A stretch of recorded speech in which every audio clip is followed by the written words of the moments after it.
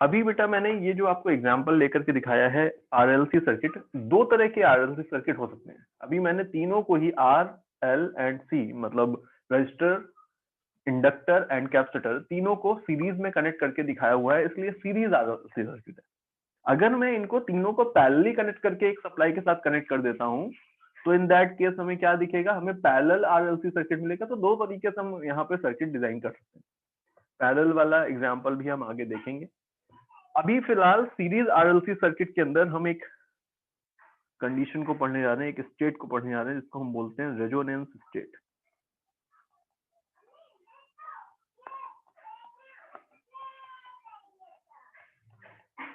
In series RLC circuit. Okay, ध्यान से समझेंगे, ठीक है। वही सारी चीजें हैं जो हम ऑलरेडी पढ़ चुके हैं एक बार। मैंने आपसे बोला कि ये एक रजिस्टर था,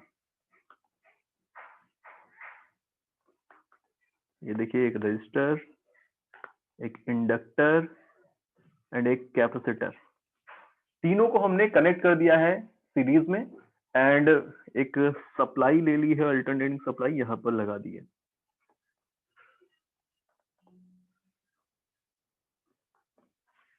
ये हो गया हमारे पास सर्किट।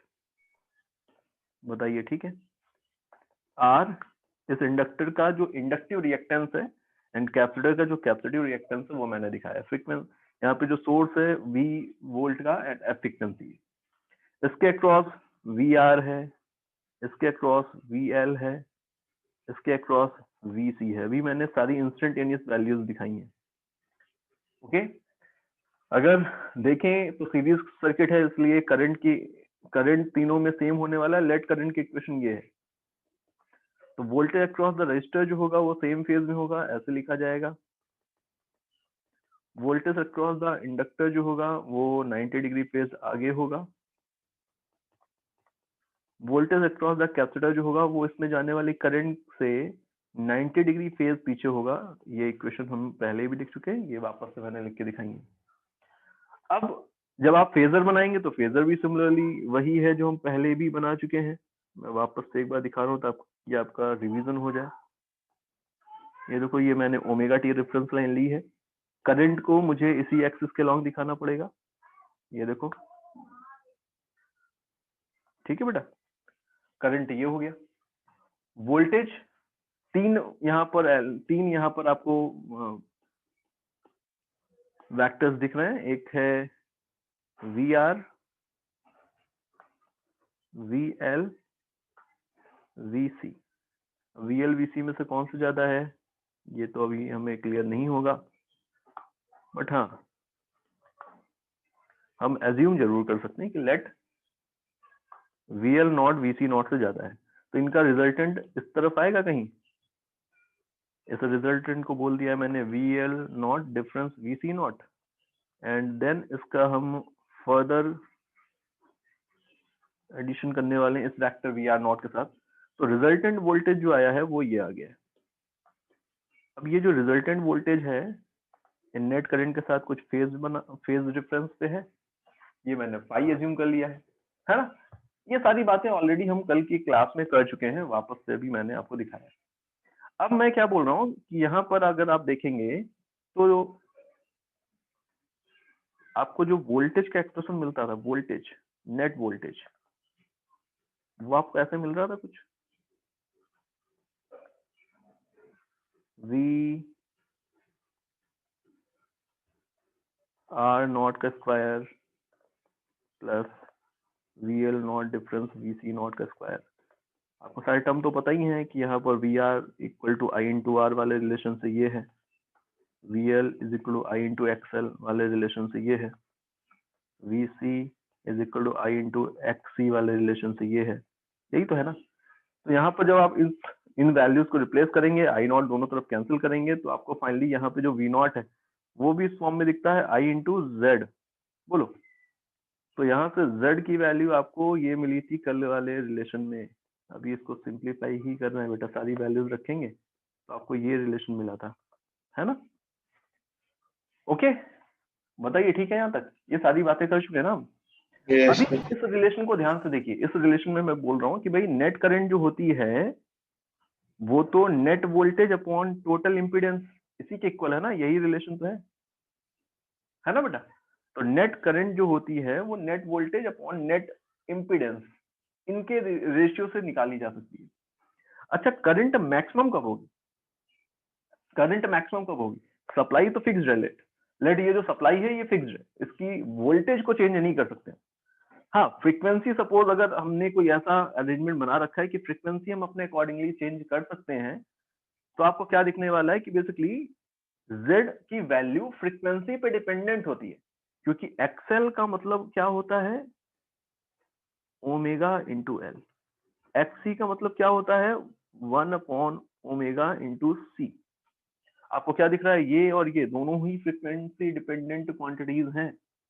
बोलो बेटा, है ना? तो दोनों अगर फ्रीक्वेंसी डिपेंडेंट है तो Z की वैल्यू फ्रीक्वेंसी पे डिपेंडेंट है, तो हम फ्रीक्वेंसी की कोई ऐसी वैल्यू चूज कर सकते हैं जिस वैल्यू पे जाकर के Z मिनिमम हो जाए, एंड जब Z मिनिमम होगा तो I की वैल्यू मैक्सिमम हो जाएगी। क्या बताइए? ठीक है, ओके। तो अभी यहाँ पर हम Z की वैल्यू को मिनिमम पहुंचाना चाहते हैं। अगर हम Z की वैल्यू को मिनिमम पहुंचाना चाहते हैं तो आपको यहाँ पर इस एक्सप्रेशन में क्या दिखेगा कि इस एक्सप्रेशन में देखें अगर, तो हम R को तो चेंज नहीं कर सकते, R तो फ्रीक्वेंसी पे डिपेंडेंट क्वांटिटी नहीं है, बट ये दोनों जो क्वांटिटी है फ्रीक्वेंसी डिपेंडेंट क्वांटिटी। तो अगर मैं फ्रीक्वेंसी की कुछ ऐसी वैल्यू सेटअप करूं जब XL और XC दोनों इक्वल हो जाए मैग्नीट्यूड में, XL और XC दोनों इक्वल हो जाए मैग्नीट्यूड में, तो इन दैट केस ये क्वांटिटी कितनी आएगी? 0। बताइए।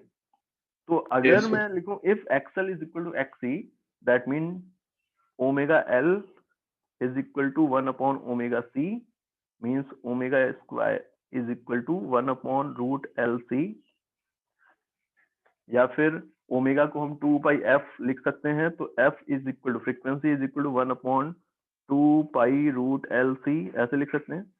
अगर हम फ्रीक्वेंसी की ये वैल्यू सिलेक्ट कर लें, हम अगर सोर्स जो यूज कर रहे हैं उसकी ये फ्रीक्वेंसी हो, तो इन दैट केस आपको क्या दिखेगा कि Z की वैल्यू इक्वल होने वाली under root R square plus XL difference XC का स्क्वायर। एक्सएल डिफरेंस XC का स्क्वायर का मतलब ये टर्म तो 0 हो गया, Z की वैल्यू मिनिमम हो गई। Z की वैल्यू मिनिमम कितनी हो गई है? R के इक्वल, एंड जब Z मिनिमम है तब I मैक्सिमम है। बोलो बेटा, ठीक है क्या? तो current in the circuit will be maximum. कितना होगा? Total voltage supplied upon total resistance of the circuit. XL and XC से इंडिपेंडेंट है ये वैल्यू। बताइए, समझ पा रहे हैं? क्लियर है क्या? तो ये जो कंडीशन आपको मैंने दिखाई है इसी को हम बोलते हैं दिस इज रेजोनेंस कंडीशन। इस कंडीशन पे जो करंट है सर्किट में वो मैक्सिमम है। सेम उसी तरह जैसे कि हम वेव्स के अंदर या एसएचएम के अंदर रेजोनेंस किसको बोलते थे? जब रिजल्टेंट वेव का एम्पलीट्यूड मैक्सिमम होता था। याद है ना आपको? बताइए।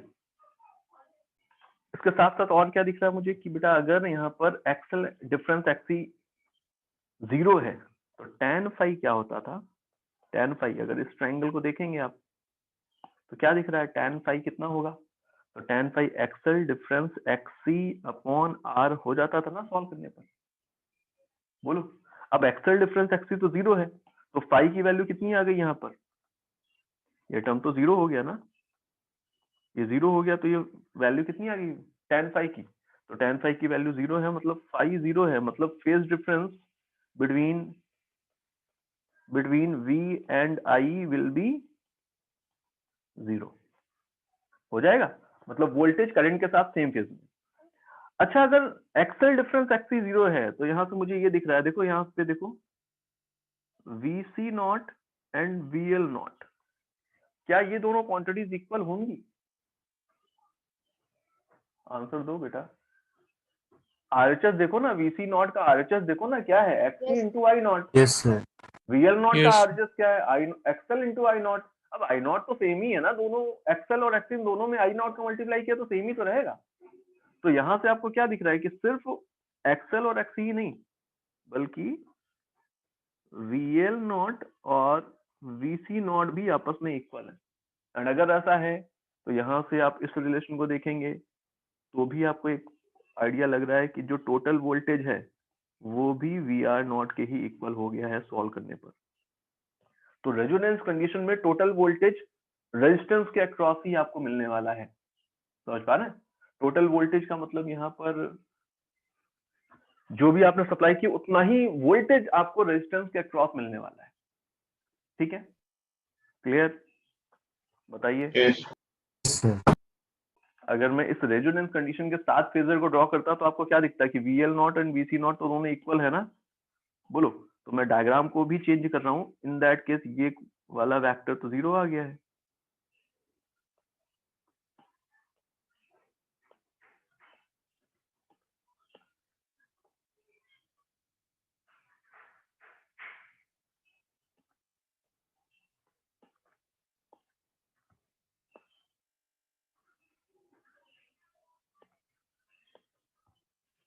ये देखिए VL0 ये दोनों तो आपस में कैंसिल आउट हो गए हैं। नेट वोल्टेज किसके इक्वल बचा? VR0 के इक्वल। फेज डिफरेंस इसीलिए आपको कितना मिल रहा है? 0। तो आपको फेजर भी इस तरह से यहाँ पर मॉडिफाइड दिख रहा है। ओके, ठीक है। ये जो फ्रीक्वेंसी है जिसपे रेजोनेंस हो रहा है इसको हम बोलते हैं रेजोनेंट फ्रीक्वेंसी। क्या बोलते हैं बेटा? Resonant frequency. आपसे बोला जाएगा find the voltage across resistance and current in the circuit। Additionally आपको यहाँ पे ये मेंशन है कि रेजिस्टेंस की वैल्यू 50 ओम है, इसके अक्रॉस वोल्टेज 400 वोल्ट है, इसके अक्रॉस वोल्टेज 400 वोल्ट है। तो आपसे कभी बोला नहीं जाएगा क्वेश्चन के अंदर कि क्वेश्चन रेजोनेंस पे बेस्ड है, ऐसा तो जरूरी थोड़ी है। आपको यहाँ पर कुछ हिंट दी जाएगी जिससे आपको आइडिया लगना चाहिए कि ये रेजोनेंस पे बेस्ड क्वेश्चन है या नहीं। क्या आइडिया दिख रहा है आपको? हम लोग अभी आपको वोल्टेज क्या दिख रहा है? Voltage across the inductor end voltage across the capacitor, दोनों के अक्रॉस वोल्टेज सेम ही तो है। एंड अगर ऐसा है तो इसका मतलब क्या हुआ? VL इक्वल है VC के, इसका मतलब हुआ डेफिनेटली XL इक्वल है XC के। मतलब ये तो रेजोनेंस वाली कंडीशन है, रेजोनेंस वाली कंडीशन है। तो इन दैट केस Z की वैल्यू कितनी होगी? R के इक्वल, मतलब 50 ओम। करंट कितना होगा इन द सर्किट? तो करंट आप इक्वल लिखेंगे total voltage upon total impedance means 50, मतलब 2 एम्पियर। ठीक है, करंट इतना है तो वोल्टेज अक्रॉस द रेजिस्टर क्या होता है? I into R. ये कितना आएगा? ये आएगा I इंटू आर, 100 वोल्ट। या फिर हम डायरेक्टली भी बोल सकते हैं कि टोटल सप्लाई है जो आपने करंट की उतना ही वोल्टेज यहाँ पे रजिस्टर के अक्रॉस मिलने वाला है। ये जो पूरी के पूरे यहाँ पर वैल्यूज मैंने दिखाई है सारी आरएमएस वैल्यूज ही हैं। आरएमएस वैल्यू मतलब इंस्टेंटेनियस वैल्यूज नहीं है, किसी इंस्टेंट पे ये नहीं डिफाइन हो रही है, हर एक इंस्टेंट पे आपको पता है चेंज हो रही होगी। तो हम जो बात करते हैं बाय डिफॉल्ट वो आरएमएस वैल्यूज की ही करते हैं। ठीक है, ओके, बताइए। देखिए ये एग्जांपल है आपके सामने। अभी आपको इस तरह सर्किट एक बनाकर दिया गया है। Find reading of volt meter and ammeter. अब अल्टरनेटिंग सप्लाई के साथ जब हम अमीटर एंड वोल्ट मीटर को कनेक्ट कर रहे हैं तो ये वो अमीटर एंड वोल्ट मीटर नहीं है जो हमने डायरेक्ट करंट के केस में पढ़े थे। यहाँ पर ये क्या रीड करके देंगे आपको? हमेशा आरएमएस वैल्यू, हीटिंग इफेक्ट पे बेस्ड यहाँ पर डिवाइसेस होती हैं, मेजरिंग डिवाइसेस। तो आपको जो आरएमएस वैल्यू करंट की मिलेगी वो रीड करके देगा ये वाला मीटर, यहाँ पे जो कनेक्ट किया मैंने। एंड वोल्ट मीटर क्या रीड करके देगा? इन दोनों पॉइंट्स के बीच का जो आरएमएस वैल्यू में वोल्टेज आने वाला है वो। समझ पा रहे हैं? बताइए। Yes yes sir. देखो अभी सबसे पहले तो मैं इम्पीडेंस अगर निकालूं सर्किट का तो इम्पीडेंस का रिलेशन ये होगा, आरएलसी सर्किट है, ये हो जाएगा।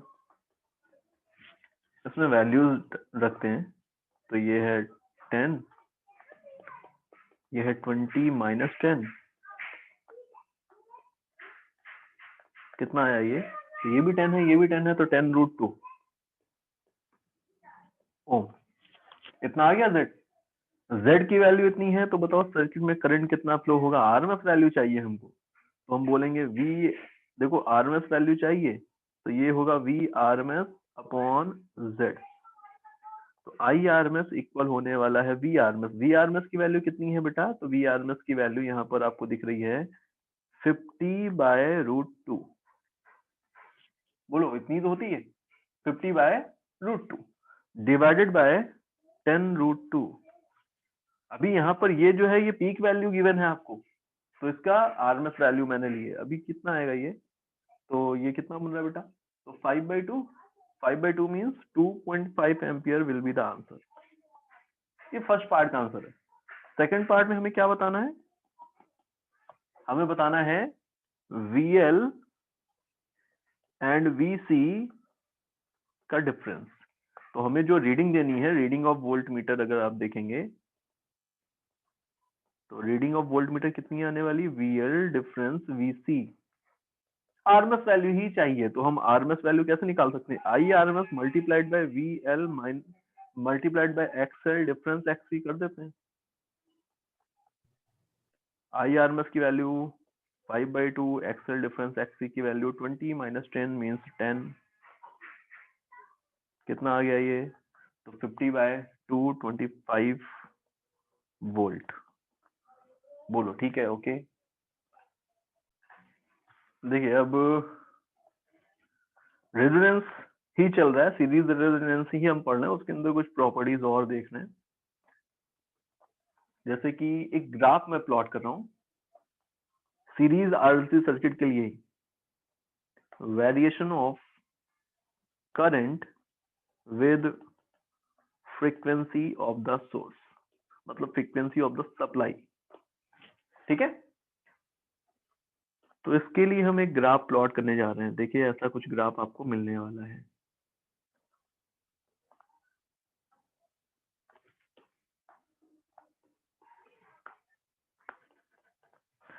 देखो आपको ध्यान से समझना है बेटा कि करंट जो होती है वो होती है वोल्टेज डिवाइडेड बाय Z। अब Z जो होता है वो होता है √R² plus XL difference XC square. XL जो होता है ये इक्वल होता है 2πf into L, मतलब XL is proportional to frequency, है ना। XC इक्वल होता है 1/2πfc, मतलब XC is inversely proportional to F। ऐसे ही है ना रिलेशन। तो आपको क्या दिख रहा है कि अल्टीमेटली यहाँ पर जब आप फ्रीक्वेंसी की वैल्यू को बहुत कम रखेंगे, आप इन दोनों रिलेशन को ध्यान में रखिए, ये दोनों जो रिलेशन आपको दिख रहे हैं इनको ध्यान में रखिए। जब आप फ्रीक्वेंसी की वैल्यू को बहुत कम रखेंगे तो यहाँ पर XL जो होगा, देखो जब फ्रीक्वेंसी की वैल्यू बहुत लो होगी तो XL की वैल्यू क्या होगी, बहुत स्मॉल, जीरो को अप्रोच कर रही, एंड XC की वैल्यू इनफाइनाइट को अप्रोच करेगी। ऐसा होगा क्या, बताओ जल्दी जल्दी रिप्लाई करो, ऐसा होगा क्या। Yes sir. यहाँ पर ये क्वांटिटी किसको अप्रोच कर रही है बेटा, इनफाइनाइट को। ये इनफाइनाइट को अप्रोच करेगी तो अल्टीमेटली Z इनफाइनाइट को अप्रोच कर रहा है। Z अगर बहुत हाई है, इनफाइनाइट नहीं बोल रहा हूं मैं, क्योंकि एग्जैक्टली F की वैल्यू जीरो तो नहीं कर सकते आप, ऑल्टरनेटिंग बोल ही नहीं सकते उसको, है ना। हम ऑल्टरनेटिंग करंट के साथ ही बात कर रहे हैं, इसलिए हम फ्रीक्वेंसी की वैल्यू अगर बहुत स्मॉल रखेंगे तो Z की वैल्यू बहुत हाई होगी, ऐसा मैं बोल सकता हूँ। एंड जब Z बहुत हाई होगा तो I की वैल्यू बहुत लो होगी। तो ग्राफ आपको दिख रहा है कि बेसिकली इनिशियली ऐसे कुछ आ रहा है। इसके बाद मैं फ्रीक्वेंसी को बढ़ाता जा रहा हूँ, समझिएगा, मैं फ्रीक्वेंसी को बढ़ाता जाऊंगा तो फ्रीक्वेंसी के बढ़ने से यहाँ पर XL की वैल्यू बढ़ रही है, XC की वैल्यू कम हो रही है। भाई एक की वैल्यू जीरो से बढ़ रही है, एक की वैल्यू इनफाइनाइट से कम हो रही है। अगर ऐसा मैं बोलूं तो लगातार एक जीरो से बढ़ रहा है, एक इनफाइनाइट से कम हो रहा है। जब इस तरह से आप इस तरह से दोनों को चेंज करते हुए आएंगे तो एक इंस्टेंट ऐसा आएगा ना जहां पर जाकर के XL और XC जस्ट इक्वल हुए हैं, वही इंस्टेंट तो है रेजोनेंट वाला, रेजोनेंस वाला। वहां पर जाकर के रेजोनेंस हो गया और Z की वैल्यू मिनिमम हो गई। समझ पा रहे हैं, ठीक है ना। ये Yes, लगातार sir. बढ़ रहा था, ये लगातार कम हो रहा था, एक इंस्टेंट पे जाकर दोनों इक्वल हुए, उस इंस्टेंट पे Z मिनिमम हो गया, एंड जिस इंस्टेंट पे Z मिनिमम हुआ है करंट मैक्सिमम हो गया, तो करंट की वैल्यू आपको मैक्सिमम मिली। तो अभी जब आप ग्राफ प्लॉट करेंगे इन सारी इंफॉर्मेशन को लेते हुए, तो आपको ग्राफ कुछ ऐसा दिखने वाला है।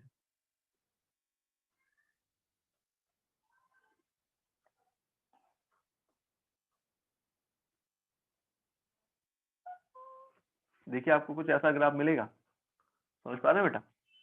ठीक है, ये ग्राफ क्या Yes. दिखा रहा है? Yes, sir. ये ग्राफ ये दिखा रहा है कि बेसिकली हम जैसे जैसे फ्रीक्वेंसी की वैल्यू बढ़ा रहे थे, यहाँ पर इस तरह से करंट चेंज हो रहा था।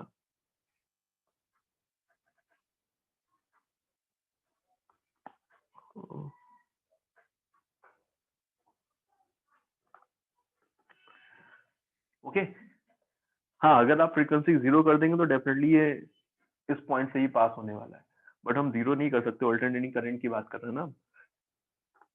ये वो इंस्टेंट है जब सर्किट में करंट मैक्सिमम होगा। इस इंस्टेंट पे फ्रीक्वेंसी रेजोनेंस फ्रीक्वेंसी के इक्वल है। इस इंस्टेंट पे करंट मैक्सिमम है, मैक्सिमम करंट कितनी होगी? तो दिस विल बी V/R। ठीक है, इसको मैं मैक्सिमम करंट बोल रहा हूँ। बताइए कोई कंफ्यूजन है इसमें आपको? समझ पा रहे हैं? Yes, yes. ओके, तो इस तरह का हमको सर्किट मिलता है। अब यहाँ पर कुछ और भी टर्म्स इन्वॉल्व होने, जैसे कि एक टर्म्स होता है यहाँ पर,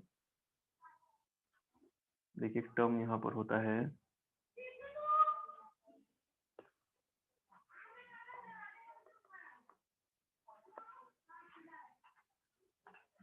तो अभी ये कॉन्टिन्यूएशन में है रेजोनेंस, बट इसके बीच में हमें अभी कुछ टर्म और डिस्कस करने हैं। जैसे कि यहाँ पर एक टर्म आता है power dissipation in AC circuits. Power dissipation का भी रेजोनेंस के अंदर कुछ इन्वॉल्वमेंट है, इसलिए मैं इसको डिस्कस कर रहा हूँ साथ में। देखिए एक AC सर्किट था हमारे पास, उस AC सर्किट के अंदर इंडक्टर, कैपेसिटर और रजिस्टर या इनका कोई कॉम्बिनेशन कनेक्टेड हो सकता है। तो लेट एक इस तरह का AC सर्किट था, इसके अंदर कोई भी डिवाइस हो सकती है, R, L, C, तीनों में से कोई किन्हीं दो का कॉम्बिनेशन या कोई एक, कुछ भी हो सकता है। हमने इसके क्रॉस एक सप्लाई कनेक्ट कर दी। अब जो सप्लाई हमने कनेक्ट की है, लेट वो जो सप्लाई है, ठीक है, उसकी फ्रीक्वेंसी एंड इंस्टेंटेनियस वोल्टेज मैंने आपको ये लिख करके दिया है। आपको पता है सीरीज सर्किट की बात हो रही है, तो अभी करंट तो तीनों में सेम ही होगा। बोलो, तो अभी मैं एज्यूम कर रहा हूँ कि लेट करंट की इक्वेशन ये है, I = I0 sin omega t, and total supply जो आपने कनेक्ट की है, टोटल सप्लाई वो टोटल करंट के साथ 5 डिग्री 5 एंगल फेज डिफरेंस के साथ है। अब वो कैसा भी रिलेशन हो सकता है, लेट मैंने यहाँ पर वोल्टेज को आगे माना है करंट से 5 एंगल से। तो ये टोटल वोल्टेज, टोटल करंट, अब ये जो भी हो इसके अंदर total current and total voltage मैंने आपको यहाँ पर दिखाया हुआ है। ठीक है बेटा, तो पावर को कैसे लिखेंगे, पावर को कैसे डिफाइन किया जाएगा बताइए? तो पावर तो ऐसे ही डिफाइन किया जाता है कि किसी इंस्टेंट पे अगर वोल्टेज इतना है, किसी इंस्टेंट पे करंट इतना है, तो instantaneous voltage and instantaneous current P = VI, यही तो रिलेशन होता था, है ना? Yes, तो sir. इंस्टेंटेनियस वैल्यूज को लेकर के आप उस इंस्टेंट पे पावर ऐसे ही तो लिखेंगे। यहाँ पे मैं वैल्यूज रख देता हूँ। ये है V इंस्टेंटेनियस मतलब V0 sin omega t plus 5। ये है I instantaneous I0 sin omega t। ये है इंस्टेंटेनियस पावर। तो किसी इंस्टेंट पे पावर आपको लिखना है तो यही रिलेशन हमारे पास होता है और कुछ नहीं, हम इसको यूज कर रहे हैं। अब मैं इसके आगे बोल रहा हूं for the complete cycle of AC की एक कंप्लीट साइकिल के लिए जब आपको एवरेज वैल्यू निकालनी होगी, तो आप एवरेज वैल्यू कैसे निकालोगे? तो एवरेज वैल्यू ऐसी तो आएगी, देखिएगा, P in dot dt, P into dt upon dt, इसका इंटीग्रेशन 0 से t। बोलो ठीक है क्या? बताओ बेटा, ये पॉइंट समझ में आ रहा है आपको? एवरेज वैल्यू ऐसे ही लिखेंगे ना कंप्लीट साइकिल के लिए।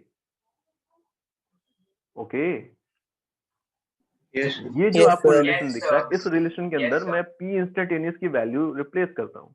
रिप्लेस करने के बाद मैं इसको इंटीग्रेट करूंगा, इंटीग्रेट करने के बाद इसकी लिमिट्स रखूंगा, सॉल्व करूंगा, तो सॉल्व करने पर मुझे जो फाइनल एक्सप्रेशन मिलेगा एवरेज पावर का, वो इक्वल होगा, देखिएगा ध्यान से, V RMS into I RMS into cos phi. ये एक्सप्रेशन मुझे मिलने वाला है। समझ पा रहे हैं? सॉल्व करने पे आपको ये एक्सप्रेशन मिलेगा। तो एवरेज पावर एसी सर्किट के अंदर कुछ इतना निकल करके आएगा। ओके, अब बहुत इंपॉर्टेंट यहाँ पर एक पॉइंट दिख रहा है आपको कि यहाँ पर जो एवरेज पावर है पूरी की पूरी कंप्लीट साइकिल के लिए, उसमें ये वी आरएमएस आ रहा है। ठीक है, समझ में आता है कि आरएमएस वैल्यू जो थी सप्लाई की वो तो मैटर करेगी। इसमें ये करंट आ रहा है, ठीक है, करंट जो फ्लो हो रहा है सर्किट में वो भी मैटर करेगा ही करेगा। एज वेल एज यहाँ पर एवरेज पावर एक और क्वांटिटी पे डिपेंडेंट है, इन दोनों क्वांटिटी से हट करके। एंड ये जो क्वांटिटी यहाँ पर आपको दिख रही है, इसको हम बोलते हैं दिस इज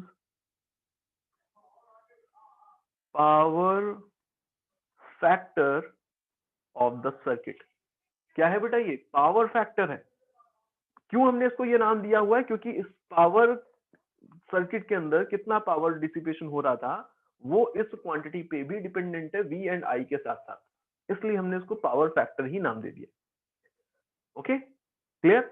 अब ये जो आपको यहाँ पर मैंने इंफॉर्मेशन दिखाई, इस इंफॉर्मेशन से देखिए बहुत अच्छा एक आइडिया दिख रहा है कि अगर मैं यहाँ पर एग्जांपल ले लूं वापस से, सिर्फ सपोज रेजिस्टेंस से केवल इसके अक्रॉस मैंने एक सप्लाई कनेक्ट कर दी है, एक बार वही, एक बार ये इंडक्टर है इसके अक्रॉस मैंने सप्लाई कनेक्ट कर दी है,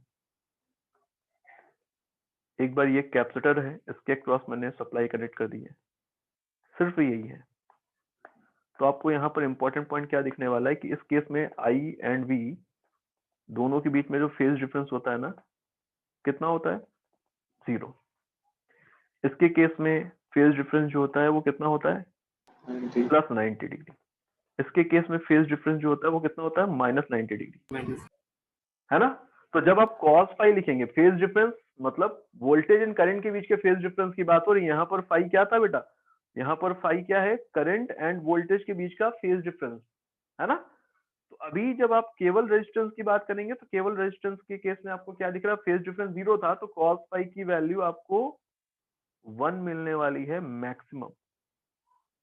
बोलो, जब आप इंडक्टर को देखेंगे तो इंडक्टर के क्रॉस cos फाई कितना हो गया है? 0। जब आप कैपेसिटर को देखेंगे तो इसके क्रॉस cos फाई कितना हो गया है? 0। समझ पा रहे हैं?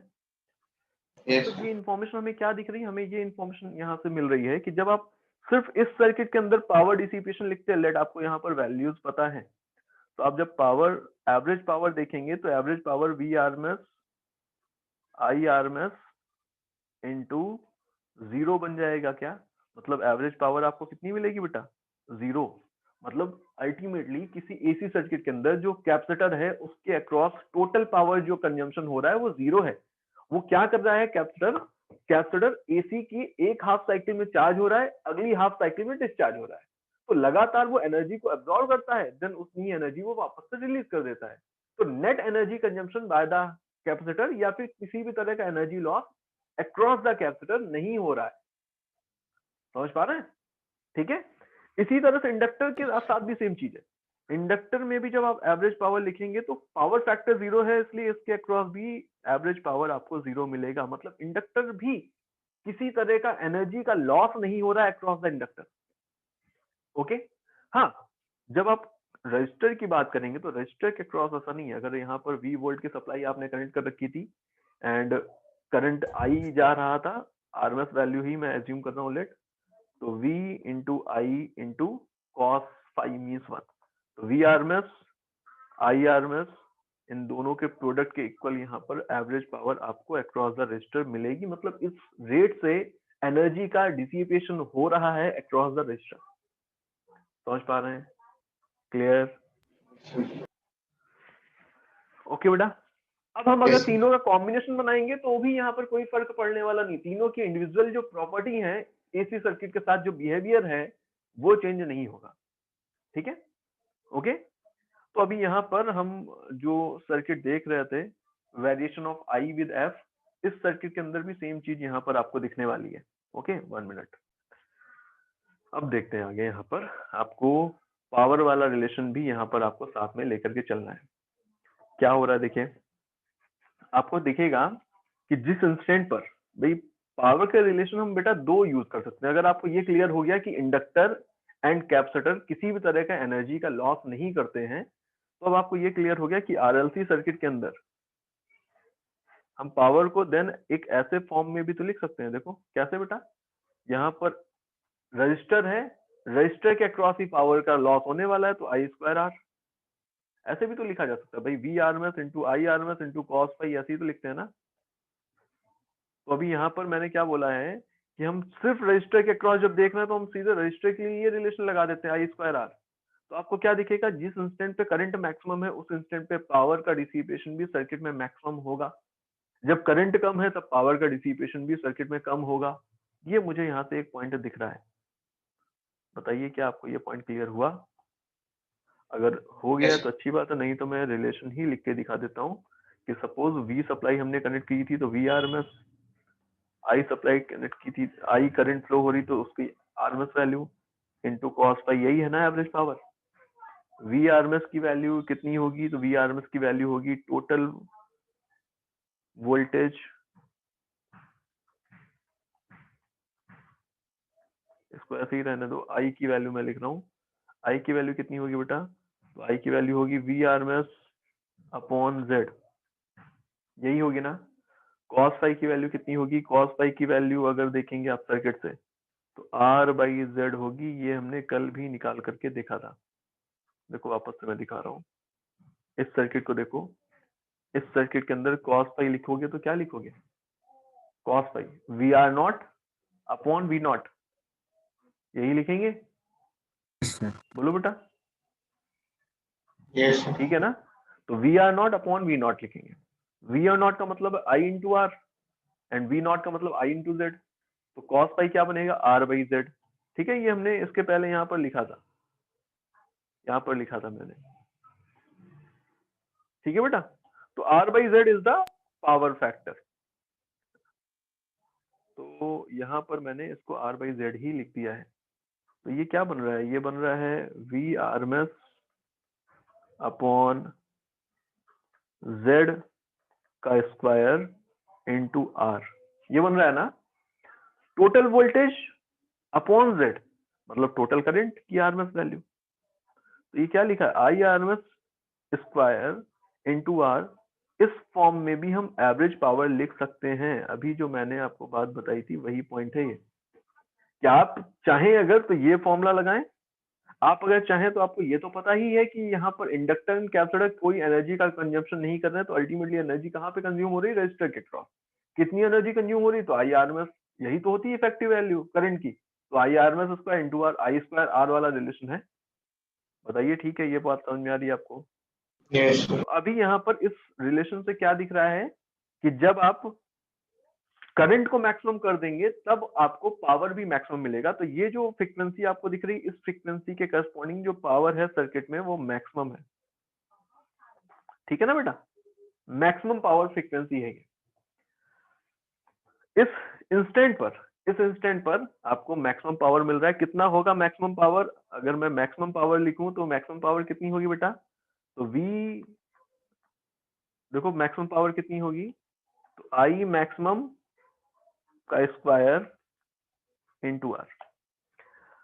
अच्छा, मैक्सिमम पावर इस इंस्टेंट पर है, तो हाफ पावर किस इंस्टेंट पे होगा, तो मैं हाफ पावर के करस्पॉन्डिंग जो फ्रीक्वेंसी वो लिखने जा रहा हूँ। समझिएगा, हाफ पावर हम किसको बोल रहे हैं, जब सर्किट में जो पावर डिसिपेशन हो रहा है वो मैक्सिमम पावर का हाफ है, उसको हम बोल रहे हैं हाफ पावर। तो हाफ पावर जो होगा वो कब होगा, इसके लिए मैं बोल रहा हूँ कि लेट जब करंट आई होगा सर्किट में तब है, तो आई स्क्वायर आर मैंने लिख दिया है पावर, ये इक्वल होगा half into I max square into R. आप इसको सॉल्व करेंगे अगर, तो आई की वैल्यू जब आई मैक्स बाई रूट 2 होगी तब आपको क्या दिख रहा है कि power max P max by 2 होने वाला है सर्किट में। क्या आपको ये पॉइंट्स क्लियर हुए हैं अभी यहाँ पर मैंने जो एक्सप्लेन किए कि भाई मैक्सिमम पावर सर्किट में इतनी होती है ना बेटा, हाफ पावर कितनी होती, तो मैक्सिमम पावर का हाफ जो हो रहा है उसको हम हाफ पावर बोल रहे हैं। कब होगी ये, तो मान लेते हैं आई करंट की वैल्यू जब आई है सर्किट के अंदर तब हाफ पावर है, तो पी हाफ की जगह मैंने क्या लिख दिया I square R, and P max की जगह मैंने क्या रख दिया यहाँ से ये वाली वैल्यू। इसको जब सॉल्व किया तो मुझे करंट की वैल्यू कितनी मिल रही है, I max by root two. तो जब सर्किट में करंट मैक्सिमम करंट की रूट टू है, 1/√2 टाइम्स है, तब आपको पावर भी मैक्सिमम पावर का हाफ मिल रहा है। अब करंट की वैल्यू आपको आई मैक्स मैंने यहाँ पे दिखाई, तो रफली मैं यहाँ पर वैल्यू लेकर चल रहा हूँ कि सपोज ये जो वैल्यू है ये I max by root two को रिप्रेजेंट कर रही है, समझ रहे ना। तो अब आपको क्या दिख रहा है यहाँ पर, ध्यान से देखिए बेटा कि सर्किट में इतनी करंट कब फ्लो होगी, फ्रीक्वेंसी की दो वैल्यूज ऐसी हैं जिन वैल्यूज पर आपको इतनी करंट सर्किट में मिल सकती है। देख पा रहे हैं, फ्रीक्वेंसी की दो वैल्यूज हैं ऐसी, फ्रीक्वेंसी की ये वैल्यू इसको f1 बोल दिया है, फ्रीक्वेंसी की ये वैल्यू इसको f2 बोल दिया है। f1 and f2 are called half power frequency. क्या कहते हैं इनको, हाफ पावर फ्रीक्वेंसीज हैं ये, ठीक है बेटा, ओके। एंड ये दोनों जो फ्रीक्वेंसीज है ना f1 f1 एंड f2, ये दोनों जो फ्रीक्वेंसीज मैंने आपको अभी बताई हैं, इन दोनों फ्रीक्वेंसीज का जो डिफरेंस है मतलब f2 माइनस f1, इसको हम बोलते हैं दिस इज बैंडविथ। क्या है बेटा ये, bandwidth of series RLC circuit, okay ठीक है। पॉइंट है, देखिए क्या एक क्वांटिटी होती है which is called the Q factor, इसको इलेबोरेट करेंगे तो this is the quality factor. क्या है बेटा, Q stands for quality, quality factor. Quality factor क्या होता है, क्वालिटी फैक्टर बेसिकली एक आइडिया देता है हमें किसी सीरीज आरएलसी सर्किट के लिए कि उसमें स्टोर्ड एनर्जी कितनी है एंड एनर्जी का लॉस कितना हो रहा है, इसका एक जनरल आइडिया देता है। समझिएगा कैसे, basically quality factor is defined as the energy stored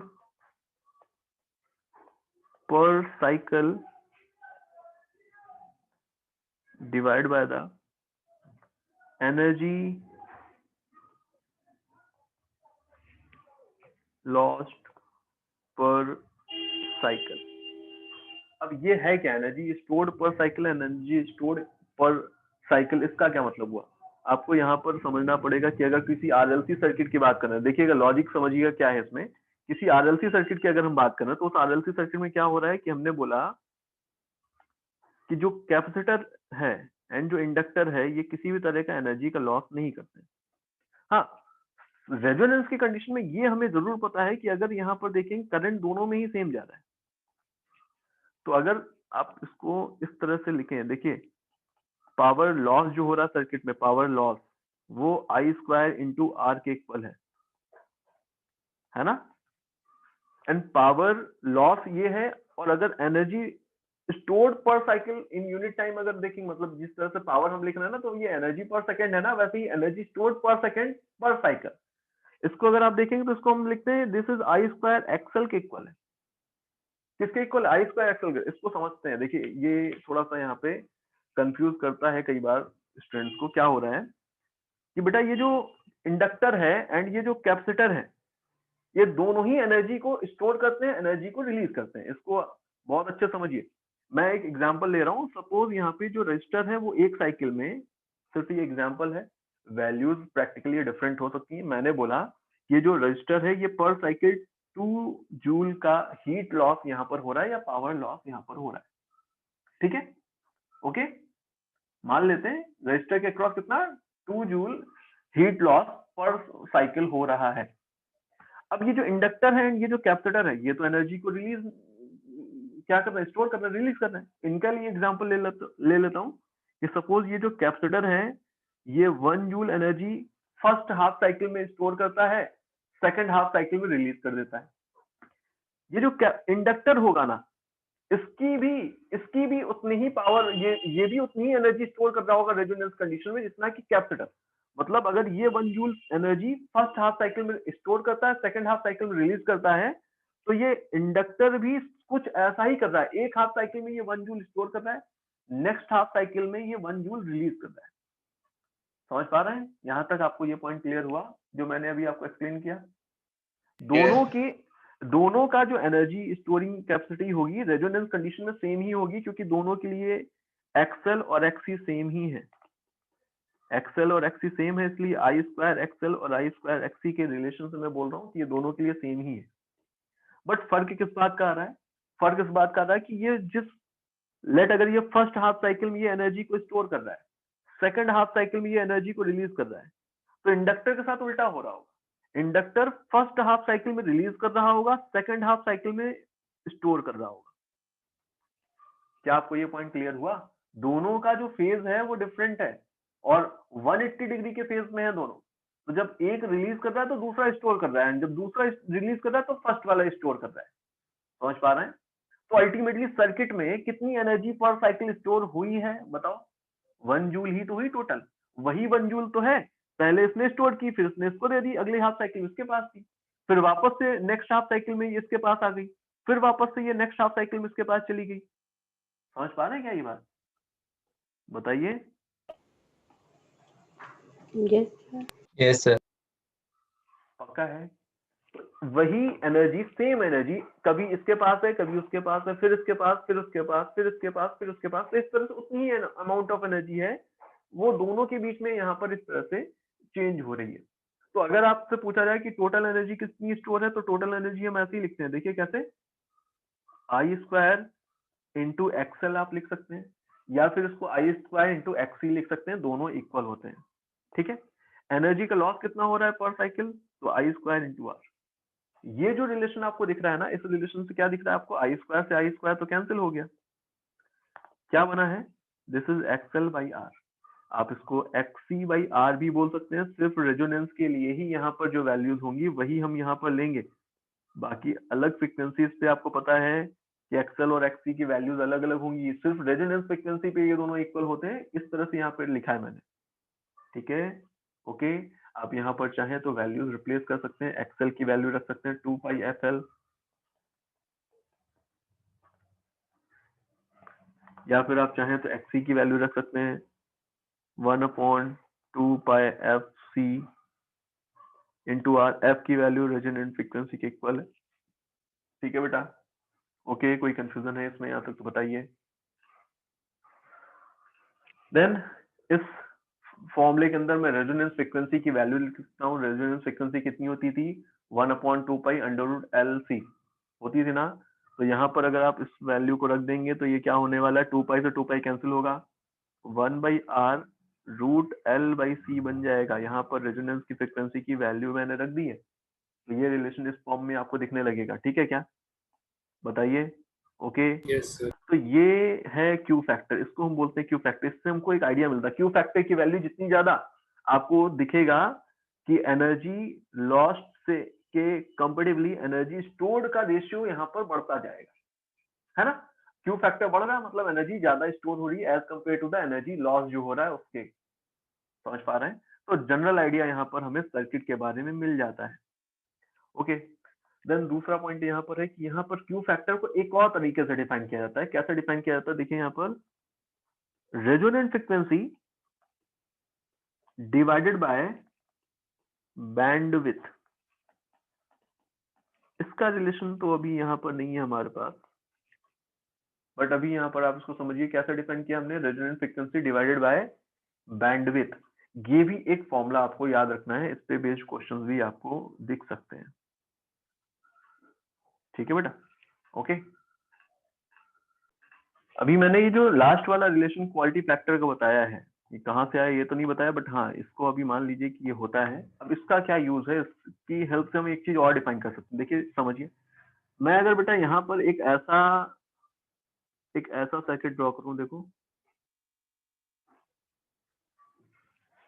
ऐसा सर्किट मैंने मतलब ऐसा ग्राफ ड्रॉ किया मैंने, सपोज यहाँ पे ऐसा एक ग्राफ ड्रॉ किया, तो इस ग्राफ के लिए रेजोनेंट फ्रीक्वेंसी की वैल्यू बढ़ गई, है ना। रेजोनेंट फ्रीक्वेंसी की जब वैल्यू बढ़ेगी तो करंट की वैल्यू बढ़ी, सॉरी रेजोनेंट फ्रीक्वेंसी की वैल्यू नहीं, सॉरी करंट की वैल्यू बढ़ गई। करंट की वैल्यू बढ़ गई तो यहाँ पर क्या होगा, करंट की वैल्यू बढ़ेगी तो आई मैक्स बाई √2 वाली वैल्यू भी ऊपर शिफ्ट हो गई।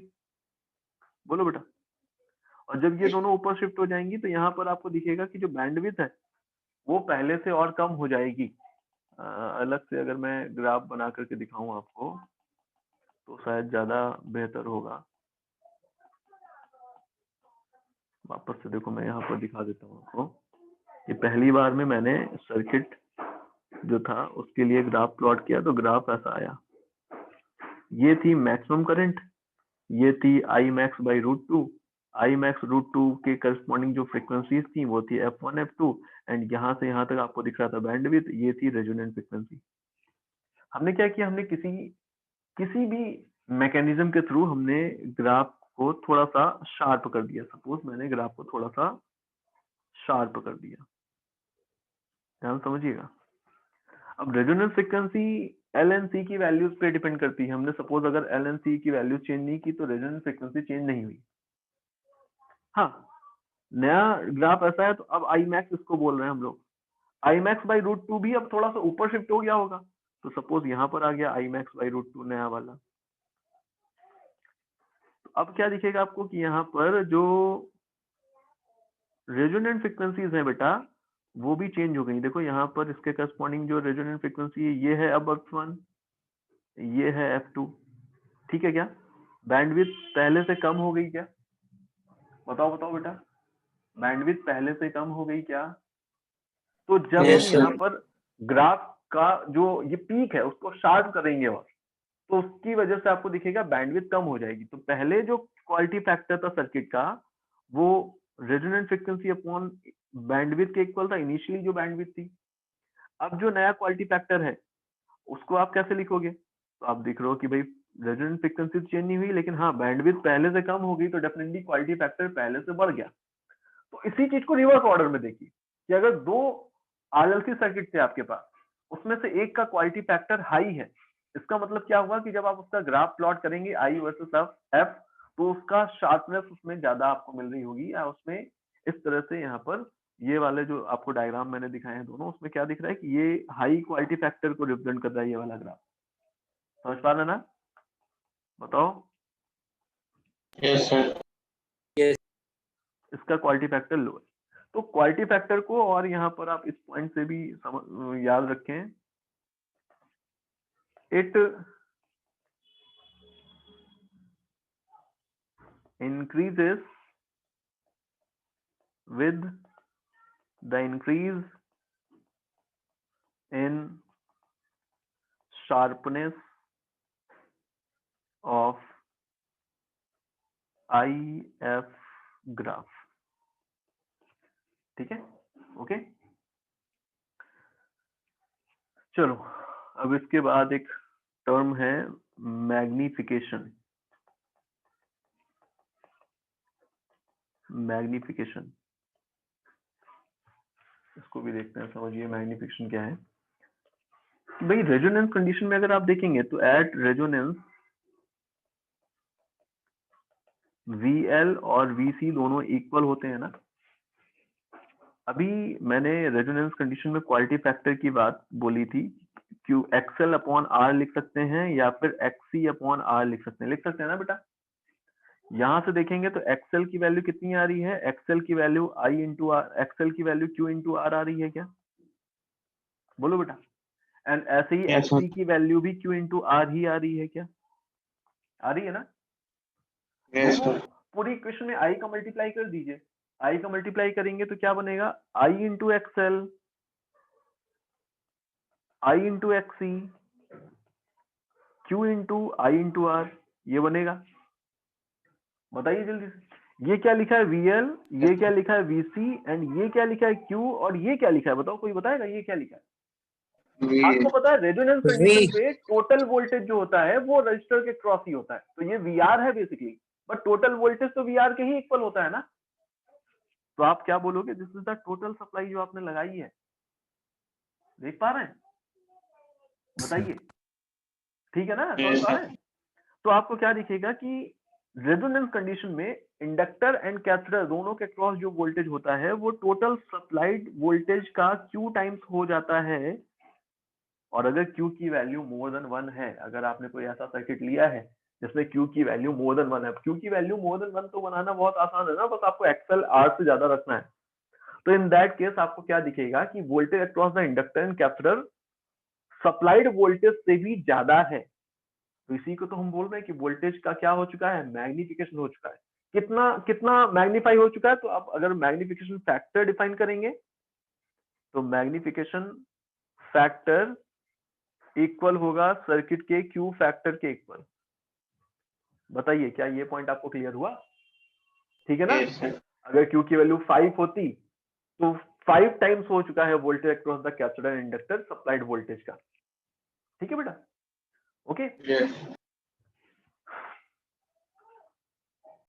देखो एक लास्ट पॉइंट और है यहाँ पर, मैं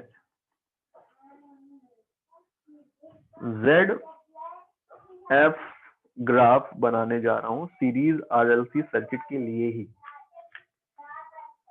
अगर मैं फ्रीक्वेंसी को इम्पीडेंस के साथ देखूं कि किस तरह से फ्रीक्वेंसी के चेंज होने पे impedance of the circuit change हो रहा है, तो हमें कैसा ग्राफ मिलेगा देखिएगा, समझिएगा। तो हमें कुछ इस तरह का ग्राफ मिलता है बेटा। ये ग्राफ ऐसे जाएगा कुछ पैरेलल, ठीक है। ये ग्राफ फ्रीक्वेंसी है इधर, इधर Z है। आपको दिख रहा है फ्रीक्वेंसी की वैल्यू जब बहुत स्मॉल होगी तो Z किसको अप्रोच कर रहा है? इनफाइनाइट को अप्रोच करेगा, ठीक है ना। फ्रीक्वेंसी की वैल्यू जब बहुत स्मॉल है तो Z किसको अप्रोच करेगा? इनफाइनाइट को, ठीक है। क्यों? क्योंकि आपको ये पॉइंट मैंने ऑलरेडी अभी क्लियर किया था, जब फ्रीक्वेंसी की वैल्यू बहुत स्मॉल थी यहाँ पर तो एक्सेल डिफरेंस XC इनफाइनाइट को अप्रोच कर रहा था, इसलिए Z इनफाइनाइट को अप्रोच कर रहा था।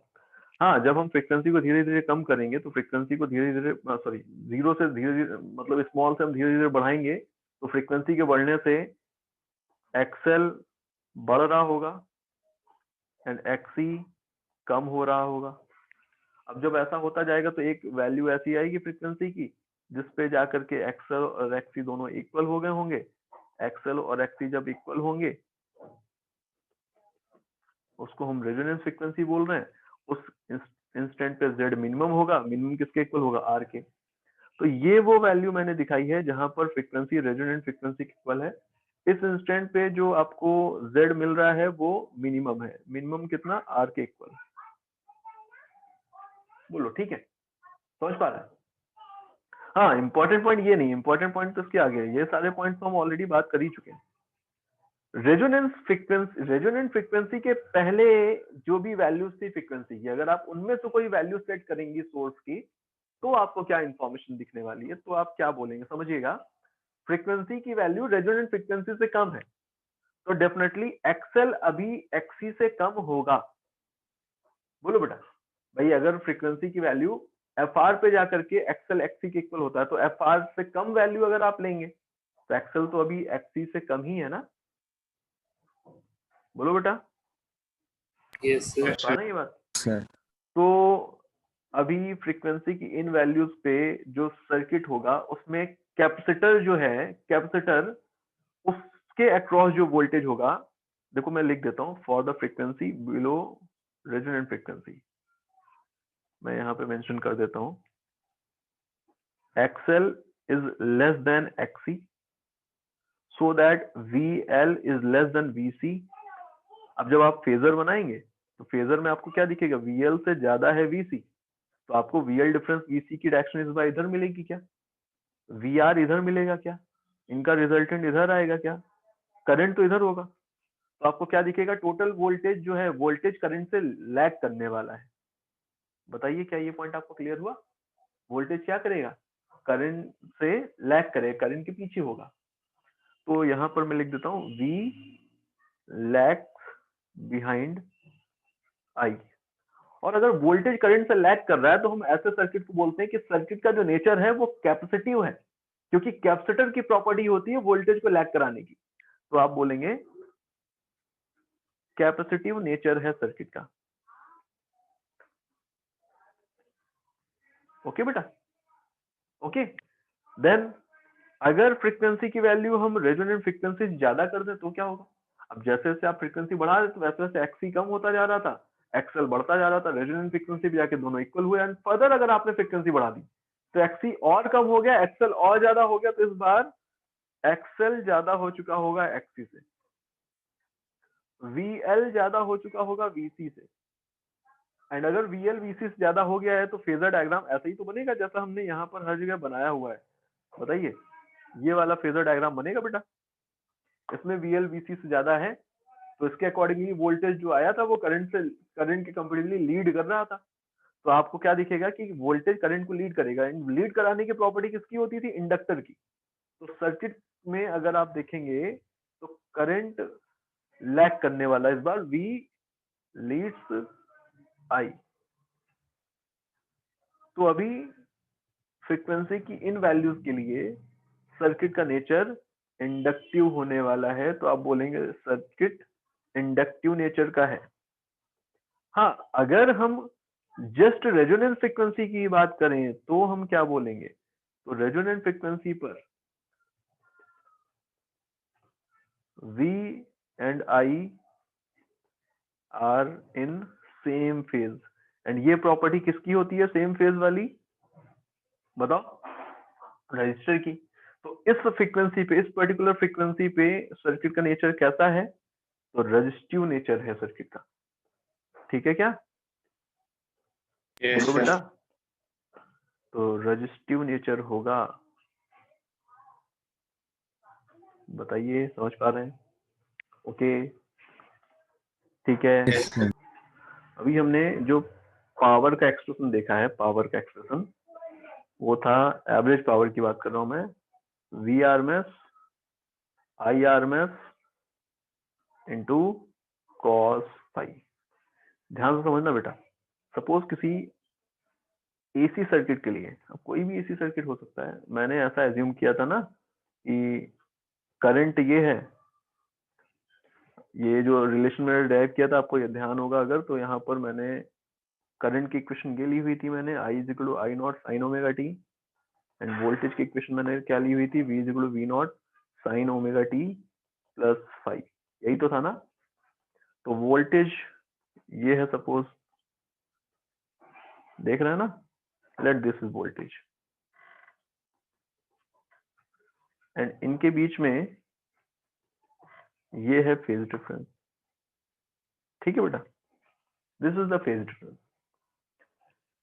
तो अभी यहाँ पर जब आप एवरेज पावर देख रहे हैं तो आप इस रिलेशन को जो देख रहे हैं, इस रिलेशन को ऐसे भी बोल सकते हैं, this is nothing but the V R M S multiplied by I R M S into cos phi.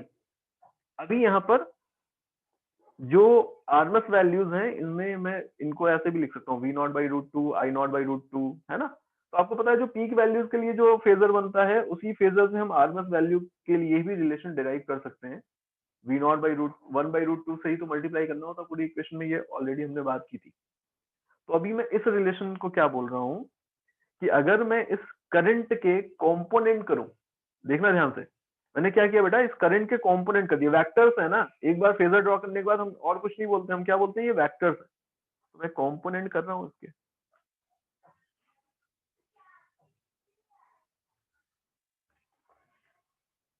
ये देखो बेटा, मैंने क्या किया, कंपोनेंट कर दिए। इसका एक कंपोनेंट आएगा करंट का इस तरफ, एंड इसका एक कंपोनेंट आएगा इस तरफ, आएगा ना? इस कंपोनेंट को Yes. क्या बोलेंगे आप? इसको क्या बोलेंगे आप इसको बोलेंगे this is I nought cos phi. इसको क्या बोलेंगे? I not sine phi. तो अब मैं यहाँ पर बोल सकता हूँ बेसिकली एवरेज पावर कुछ और नहीं है, मतलब पावर डिसिपेशन जो आप लिख रहे हैं वो कुछ और नहीं है, बल्कि करंट का वो कंपोनेंट जो वोल्टेज के साथ सेम फेज में है, सिर्फ वही कंपोनेंट पावर डिसिपेशन के लिए रिस्पॉन्सिबल है। करंट का वो कंपोनेंट जो वोल्टेज के साथ 90 डिग्री फेज में है, उसका कोई भी कॉन्ट्रीब्यूशन पावर में नहीं है। बोलो, ठीक है क्या? समझ पा रहे हैं? तो यहाँ पर Yes, ये जो sir. कंपोनेंट आपको दिख रहा है, this is called the wattless component of current. क्या बोलते हैं हम इसको? Wattless component of current.